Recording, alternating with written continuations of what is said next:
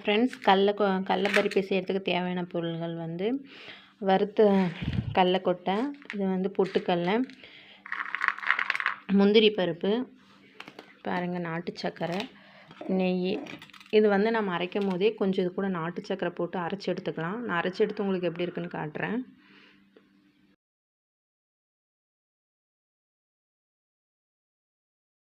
பாருங்கள், பொட்டுக்கல்லையும் கடலையும் நாட்டு சர்க்கரையும் போட்டு அரைச்சி எடுத்துட்டோம். இதில் நம்ம இப்போ வந்து கடல பருப்பி செஞ்சு பார்க்கலாம் வாங்க. பாருங்கள், வெள்ளைப்பாவு ரெடி ஆயிடுச்சு. இதில் கொஞ்சமாக உப்பு போட்டுக்கலாம், லைட்டாக கொஞ்சம் உப்பு, ஜீரணத்துக்காக லைட்டாக கொஞ்சம் பெருங்காயத்தூள்,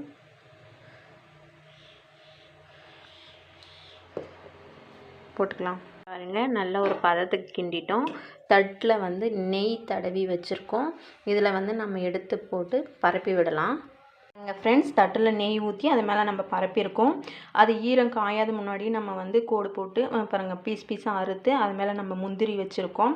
இது அங்கே காஞ்ச பின்னாடி நம்ம எடுத்து சாப்பிட்லாம். குழந்தைங்களுக்கு நம்ம ஸ்கூல் விட்டு வந்த பின்னாடி இதை ஸ்நாக்ஸாக கொடுக்கும் போது நாட்டு சர்க்கரையும் வெல்லமும் ஆட் ஆகிருக்கிறதுனால அவங்க ஹெல்த்தியாக ஃபீல் பண்ணுவாங்க. இந்த மாதிரி உங்களுக்கு பிடிச்சிருந்தா நீங்களும் இந்த மாதிரி செஞ்சு பயனடைங்கள் ஃப்ரெண்ட்ஸ். ஓகே, தேங்க்யூ, பாய்.